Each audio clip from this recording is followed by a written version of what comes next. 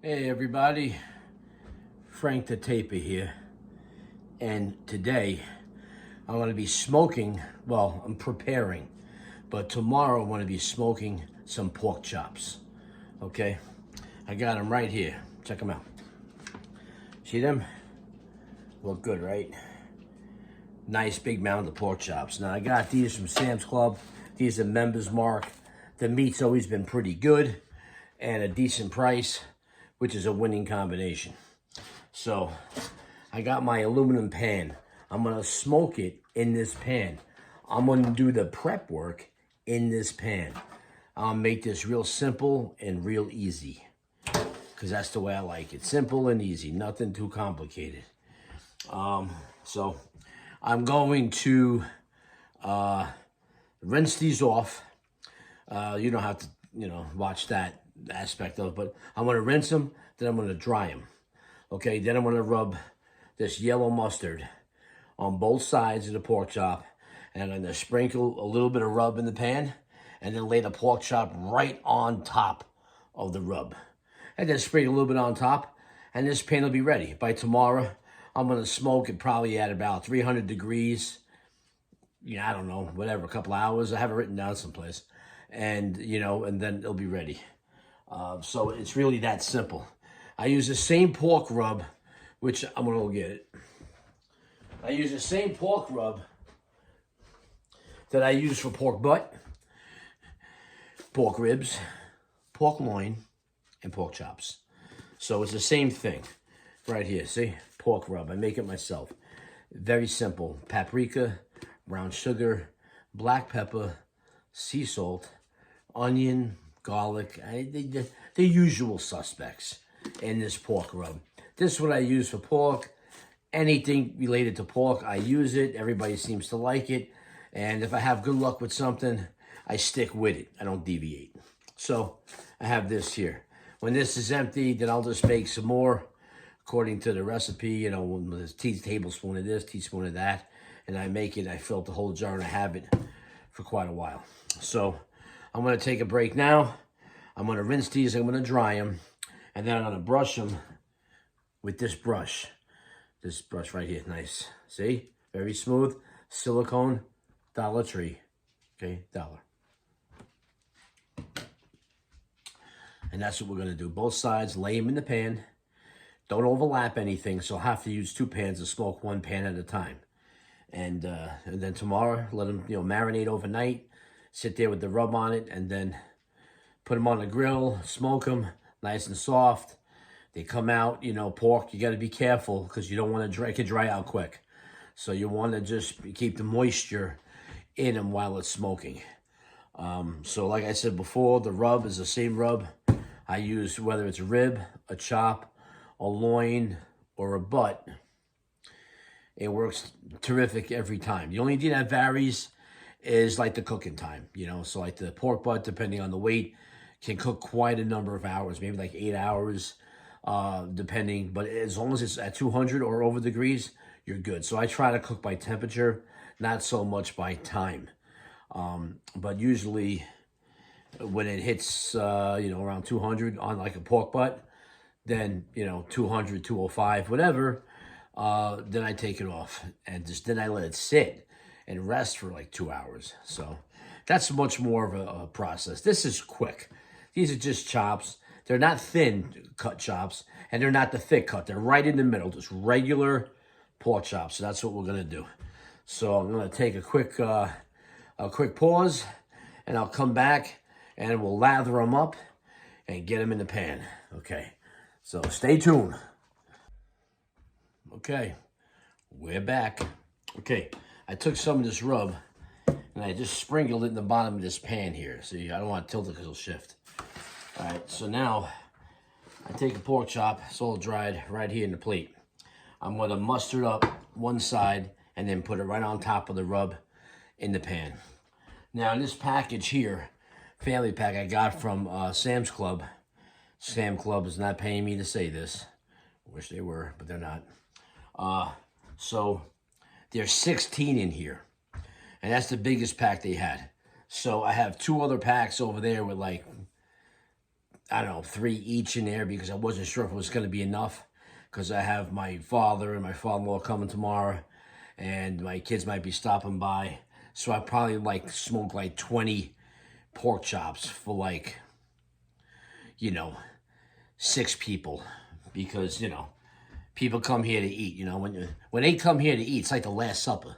They eat like animals, like they've never eaten before. So I don't know if they fast before they come here or what, but I gotta have a lot.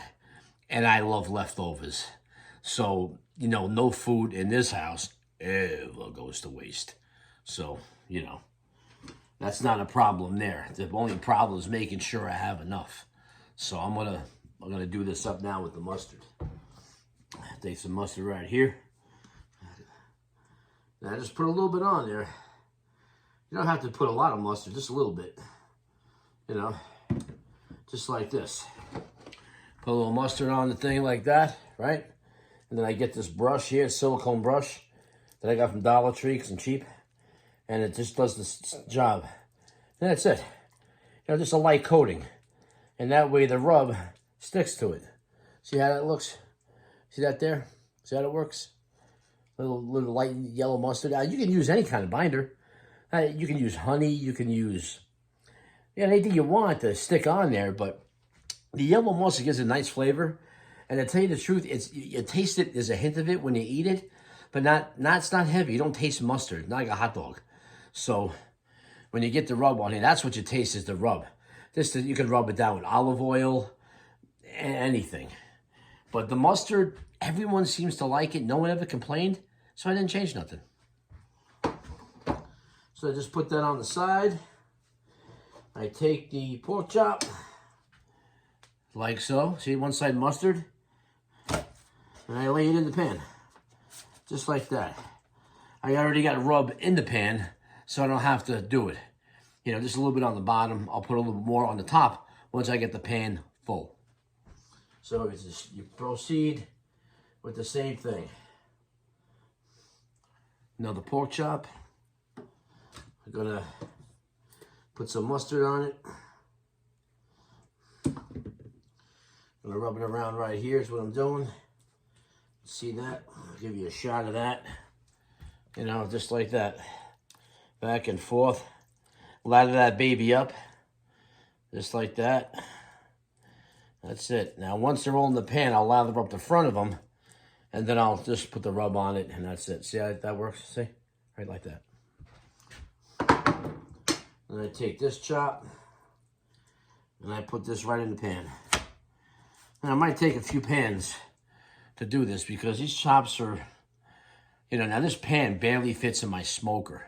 So I can't use anything bigger than this. And the reason why I use the pan, because it keeps the grate in the smoker clean as a whistle. And aluminum is the best conductor of heat. So it heats very evenly, like better than steel. That's why, you know, like maybe your grandma, your grandpa, if you're watching, they had a gas stove. They used to put aluminum, right, underneath the burner. And why did they do that? It wasn't to keep out the mice, right? No, they put that around there so when the gas flame would come up, it would heat evenly. It would absorb the heat and the whole plate would be hot and it would cook even. That's why they did that with tin foil. Now they don't even have, you don't even have to use tin foil. They actually have foil things already for that reason, to put on the gas stove so you have more even cooking. So that's why they do that. Another chop. Same thing. Lather it up right here. And then there it is. All lathered up. Look at that baby, right? You know, put it right in the pan, just like that. You can actually spray the pan if you want with a little cooking spray, Pam or whatever, just so, you know, don't stick. Because the rub on the bottom of the pan will stick to it, you know. But that's okay. You know, a lot of it still comes off onto the chop.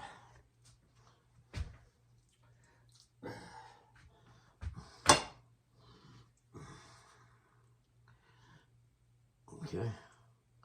Like I said, you don't have to use a lot of mustard, you know, because once you start spreading it around, it goes all over the place. See, there it is, all mustard. And then, you know, I put it like right in the pan. I'm gonna try to fit maybe 2 more in here if I can, and then I'll show it to you.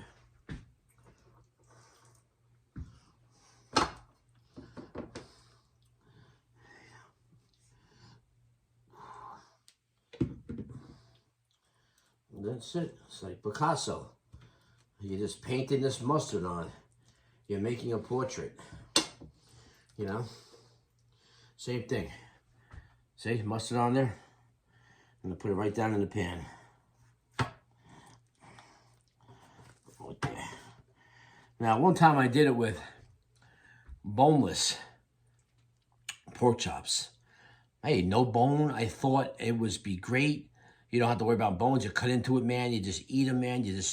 No problem. You don't have to worry about bone chewing on it or something getting caught or, you know, and then it's all meat, you know, it's the boneless. You know what the assessment was by the guests that were at the house they were eating that day?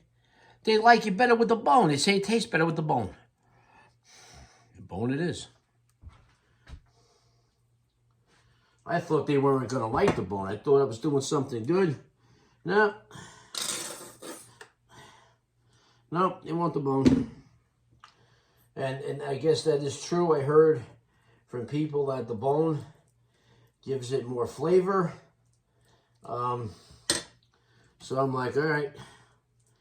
Who am I to argue with the general consensus there? So, yeah, so I got this one in. How to kind of squeeze it in here a little bit, make a few adjustments. So I have, let me see, 1, 2, I have 6 in this pan. I got 20 to do. This is going to be a challenge. So what I might do instead is do 2 pans, you know, cook them, smoke them, you know, early and then take them off, you know, let them rest and then people can just eat them. And I'll just throw one more in after the other. As long as I have enough done. And then on my other grill, the gas grill, I'm going to be cooking sausage, hot sausage, sweet sausage, you know, so they can dabble on that and stuff while they're waiting for these because I have a single tray smoker. It's very small. It was my first one. I never had one before. It was given to me as a gift by somebody that I got it and didn't want it. So I never did it. But now, when I want to get another smoker, I want to get the one with the shelves. So you can do, you know, 12 racks of ribs. You could do, you know, 4 or 5 trays of things. So my next smoker is going to be a little bit more involved. Same thing, pellet smoker, you know, set it and forget it type thing. I'm not crazy into this wood thing and piling temperature, blowing on and getting it. Look, no. I plug it in, I set it, I forget it. That's me.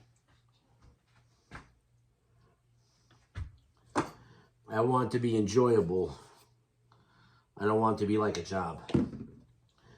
Okay, so now I have another pork chop on deck here with nowhere to put it. So I'm going to season these now with some mustard on top of them, and then I'm going to rub it down with the rub, and this tray is ready to go. I'm going to rinse my hands off. Don't forget to wash your hands in between or touching things, you know, because I am handling raw pork.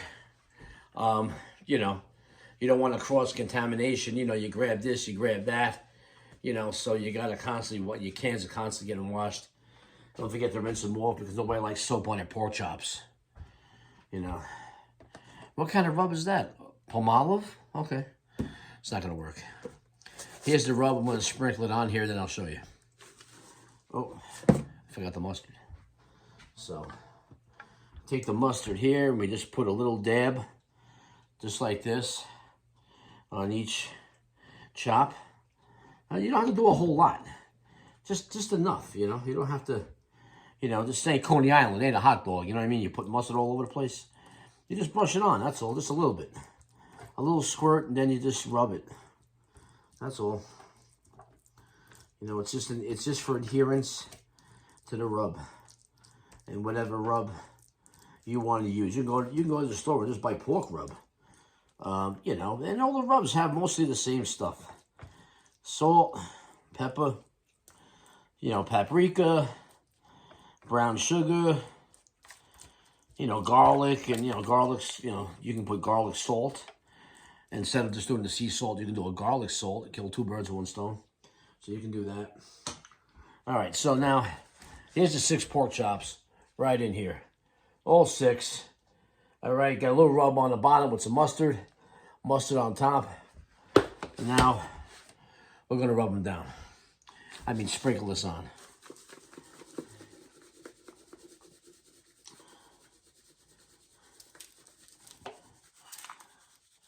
Sometimes this rub gets a little lumpy if it sits around, and you have to kind of, you know, break it up a little bit.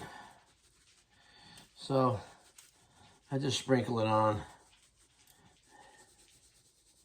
you know, a little light coat in the beginning, and then I go a little heavier, you know.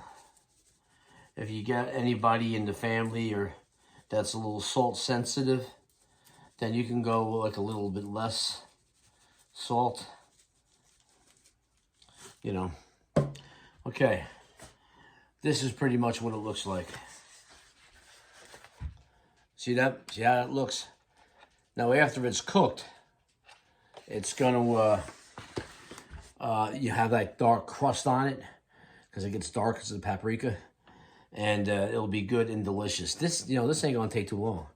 If I put this at like 300, you know, this probably take maybe an hour to cook, and that's it. So I can do them fast. You know, I'm not into smoking like a pork butt takes longer, yes. And I've never done the brisket, and that takes really long. But you know, I'm not into that, man. I'm into, like, you know, I'll go, you know, a couple of hours, and then I want to eat, man, because I can't take smelling this stuff. And, well, you can't touch it. No, it ain't ready. You got to cook it for 9 hours. You know, this ain't a marathon, bro. This is a sprint. I want to eat, you know? So, and this probably take an hour to cook. And with pork, which a lot of people don't know, I'm going to put it on the stove. With pork, what a lot of people don't know is that you can eat pork slightly. And when I mean slightly pink. Not pink like beef, like steak pink. No. You could be just turning white, just a little bit hint of pink, you're okay. It's fine. Okay, so, you know, if you see a little bit of pink, a little bit, don't freak out and say, it's raw, I'm not eating it. No, a little bit of pink is okay. Slightly, not like a steak pink, but a little bit of light pink, a hint of pink is okay for pork. I've eaten it, and I'm still here talking to you. So it's fine, you know, because it's a fine line between, you could dry this stuff out really quickly. And nobody wants you to dry piece of pork, man. It's pretty gross. So, you know, you want to keep it as moist as possible and just cook it just long enough and then get it off there. And then let it, you know, let it rest a little while. Now, you don't have to go too long, you know, 15 minutes or what, and then you start eating it. So I'm going to get another pan. And I'm going to do the same process. You saw the process now, so you don't have to look at the other 16 cutlets. It's going to be the same boring thing. Okay, but what I'm going to do is, I never showed a video of after they're cooked for some reason. Last time I cooked ribs or something, I forgot to show you the end result. All right, so that's on me. But I'm going to, you know, probably make more of this rib and do the rest of the cutlets. So it's going to go in the fridge overnight. I'll take it out probably early, start up the smoker, and get them right on there. And I'll show you the smoker, and this fits really tight. I almost got to twist the pan just to get it in. That's why, you know, it takes a while, you know, because you can only cook so much food at one time. But I'll be filming that, so stay tuned. We're going to be coming back and, you know, showing you more. This is Frank the Taper, by the way. Has nothing to do with taping. It has something to do with something else I enjoy very much, and that's eating. So stay tuned.